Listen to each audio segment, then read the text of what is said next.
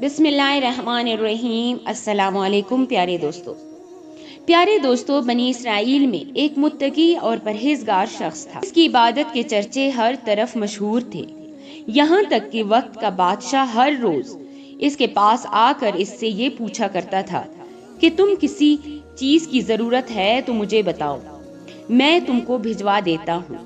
لیکن وہ اللہ کا بندہ بادشاہ کو یہ جواب دے دیتا تھا کہ میرے پاس اللہ تعالیٰ کا عطا کیا ہوا سب کچھ ہے، مجھے مزید کسی چیز کی ضرورت نہیں۔ اللہ تعالیٰ نے اس پرہیزگار کی عبادت گاہ کی دیوار کے ساتھ ایک انگور کی بیل اگا دی تھی۔ جب اس بندے کو بھوک ستاتی تھی تو وہ انگور کھا لیا کرتا تھا۔ جب اس کو پانی کی پیاس لگتی تھی تو بیل کی طرف ہاتھ کرتا تو اس سے پانی جاری ہو جاتا۔ اس طرح وہ پانی پی کر اپنی پیاس بجھا لیتا تھا۔ اس طرح سے وہ اپنی زندگی خوشباش بسر کر رہا تھا۔ ایک دن شام کا پہر ہوا تو وہ وہاں سے ایک بہت ہی خوبصورت عورت کا گزر ہوا۔ اس عورت نے پرہیزگار آدمی کو پکارا تو متقی آدمی نے اس کو ہاں میں جواب دیا۔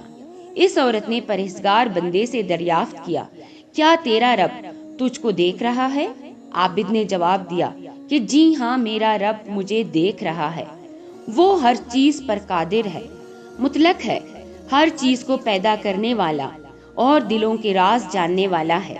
اس کے سوا کوئی بھی عبادت کے لائق نہیں ہے۔ وہی مرنے کے بعد ہم سب کو دوبارہ زندہ کرنے والا ہے۔ اس عورت نے کہا کہ رات ہو رہی ہے، کیا میں تیرے عبادت خانے میں رات بسر کر سکتی ہوں؟ جب صبح ہوگی میں اپنے گھر چلی جاؤں گی۔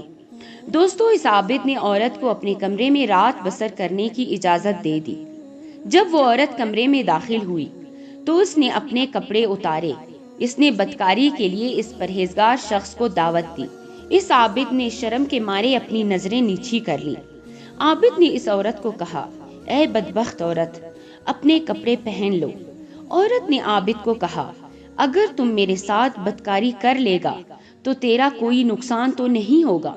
اس آدمی نے اپنے نفس کو مخاطب ہو کر پوچھا کہ تو بتا، تو کیا چاہتا ہے؟ نفس نے جواب دیا، اے بندے، اس سے پیارا موقع پھر کبھی نہیں ملے گا، میں تو اس عورت کے ساتھ ضرور بدکاری کروں گا۔ دوستو، اس شخص نے جواب دیا، تیرا ستیہ ناس ہو، تو آگ میں جلنا چاہتا ہے تو ایک لمحے میں میری سالوں کی عبادت کو ضائع کرنا چاہتا ہے؟ کیا تجھے علم نہیں ہے کہ جو زانی ہوتا ہے اس کی بخشش نہیں ہوتی؟ اے میرے نفس، تو دوزخ کی آگ میں جلنا چاہتا ہے؟ دوزخ کی آگ دنیا کی آگ سے کئی گنا خطرناک ہے۔ مجھے یقین ہے کہ اللہ تعالیٰ تجھ پر غضب عطا کرے گا، پھر تو کبھی بھی ایسا کرنے پر راضی نہیں ہوگا۔ دوستو کہتے ہیں کہ لیکن عابد کے نفس نے اس کو مزید عورت کے ساتھ بدکاری کرنے پر مجبور کیا۔ اس آدمی نے نفس سے کہا کہ جہنم کی آگ دنیا کی آگ سے کئی گنا گرم ہے، پہلے میں تجھے دنیا کی آگ پر رکھتا ہوں، اگر تو نے اس کی آگ تپش کو برداشت کر لیا تو میں تجھے آج کی رات اس عورت کے ساتھ بدکاری کرنے کی کھلی اجازت دے دوں گا۔ اس عابد نے چراغ میں تیل ڈال کر چراغ کی روئی کو لمبی کیا۔ وہ حسین و جمیل عورت بھی کمرے کے ایک کونے میں کھڑی یہ سب باتیں سن اور دیکھ رہی تھی۔ وہ عورت یہ سب کچھ دیکھ رہی تھی کہ یہ آدمی کیا کر رہا ہے۔ اس شخص نے چراغ کی بتی پر اپنا ہاتھ رکھا تو آگ نے اس کا ہاتھ نہ جلایا۔ یہ آگ سے مخاطب ہو کر بولا، کیا بات ہے، تو ہاتھ کو جلاتی کیوں نہیں؟ یہ بات کرنے کے بعد آگ نے اس کا سارا ہاتھ جلا ڈالا۔ عابد کا ہاتھ جلتے ہوئے دیکھ کر عورت خوفزدہ ہو گئی۔ اس نے فوراً توبہ کی اور اللہ کا خوف اس قدر طاری ہوا کہ عورت کے منہ سے ایک زوردار چیخ نکلی تو وہ اس دنیا سے چل بسی۔ دوستو، اس شخص نے اس عورت پر ایک کپڑا ڈال دیا۔ صبح ہوتے ہی شیطان نے لوگوں سے مخاطب ہو کر بولا، اے لوگو، فلاں عابد نے فلاں قبیلے کی عورت سے بدکاری کر کے اس کو مار ڈالا ہے۔ یہ بات آگ کی طرح ہر طرف پھیل گئی۔ جب یہ عورت بادشاہ کے پاس پہنچی تو بادشاہ عابد کی عبادت گاہ تک چلا گیا۔ بادشاہ نے عابد کے کمرے کا دروازہ کھٹکھٹایا اور بولا کہ فلاں قبیلے کی عورت کہاں ہے؟ عابد نے بادشاہ کو کہا کہ بادشاہ سلامت، فلاں قبیلے کی عورت وہ مری پڑی ہے۔ بادشاہ نے جب عورت کی لاش کو دیکھا تو عابد سے کہا کہ جب وہ عورت تیرے ساتھ زناکاری کرنے پر راضی نہ ہوئی تو پھر تو نے اس کو مار دیا ہے؟ پھر اس عورت کی لاش کو وہاں سے اٹھا کر لے گئے۔ دوستوں کہتے ہیں کہ بادشاہ نے اپنے سپاہیوں کو حکم دیا کہ عابد کو قید خانے میں بند کر دیا جائے۔ اس دور میں یہ رواج تھا، جو کوئی بھی زنا کرتا تھا اس کو آری سے ہاتھ کاٹ دیا جاتا تھا۔ عابد کا جو ہاتھ جلا ہوا تھا وہ عابد نے اپنی آستین میں چھپایا ہوا تھا۔ اس کے بارے میں عابد نے بادشاہ کو کچھ نہیں بتایا تھا۔ پھر بادشاہ کے حکم سے عابد کے سر پر آرا رکھ کر جلا دو کو حکم دیا گیا، عابد کو کاٹ دیا جائے۔ جب آرا چلا تو آرا چلتا ہوا عابد کے دماغ تک گیا تو عابد کی زبان سے آہ نکلی۔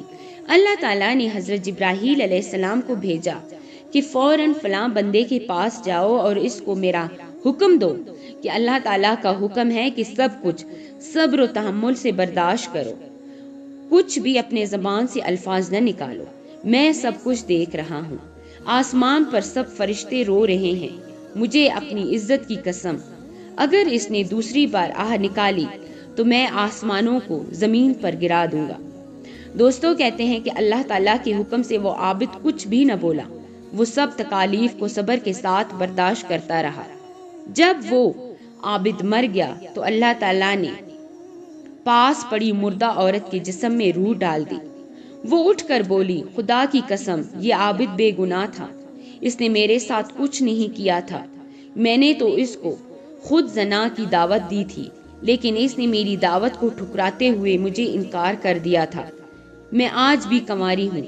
اس کے بعد عورت نے بادشاہ اور وہاں سب لوگوں کو عابد اور اس عورت کے درمیان جو بھی عمل اور باتیں ہوئی تھی وہ سب بتا دی۔ بادشاہ نے عورت کو کہا، اگر مجھے اس بندے کے بارے میں یہ سب کچھ معلوم ہو جاتا تو میں اس بندے کو ہرگز نہ چیرنے کا حکم دیتا۔ اس کے بعد عورت پھر سے مر گئی۔ جب عابد آرے سے چیرا گیا، وہ عابد مر گیا تو لوگوں نے عابد اور عورت کو دفنانے کے لیے ان کی قبر کھود دی تو قبر سے بہت ہی پیاری خوشبو آ رہی تھی۔ جب لوگ ان دونوں کا جنازہ پڑھنے لگے تو آسمان کی طرف سے ایک غیب کی آواز آئی، اے دنیا والو، ذرا ٹھہر جاؤ، ان دونوں کی نماز جنازہ آسمان پر فرشتوں کو پہلے ادا کرنے دو۔ پھر ان کا نماز جنازہ پڑھ کر ان کو قبر میں دفنا دیا گیا۔ چند مدت کے بعد ان کی قبر پر یاسمین کا پودا اگ آیا تھا۔ ان کی قبر پر لوگوں نے ایک تختہ پڑھا دیکھا تھا، اس تختے پر لکھا ہوا تھا، اللہ کے نام سے شروع جو نہایت مہربان اور رحم کرنے والا ہے۔ اللہ تعالیٰ نے اس بندے کی قبر پر ایک منبر نصب کر دیا ہے۔ اللہ تعالیٰ نے اپنے فرشتوں کو اکٹھا کیا اور حضرت جبرائیل علیہ السلام نے سب فرشتوں کو خطبہ دیا۔ یہ سب کچھ میں نے اس لیے کیا ہے کہ میں نے فرشتوں کو اپنا گواہ بنا دیا ہے۔ میں نے فردوس کی 50,000 جنتی حوریں اس کے نکاح میں دے دی ہیں۔ میں اپنے ڈرنے والوں کے ساتھ ایسا ہی سلوک کرتا ہوں۔ ہمارے پیارے نبی حضرت محمد صلی اللہ علیہ وسلم نے فرمایا کہ عورت کو محاسن کی طرف دیکھنا ابلیس کے زہر میں بجھے ہوئے تیروں میں سے ایک تیر ہے۔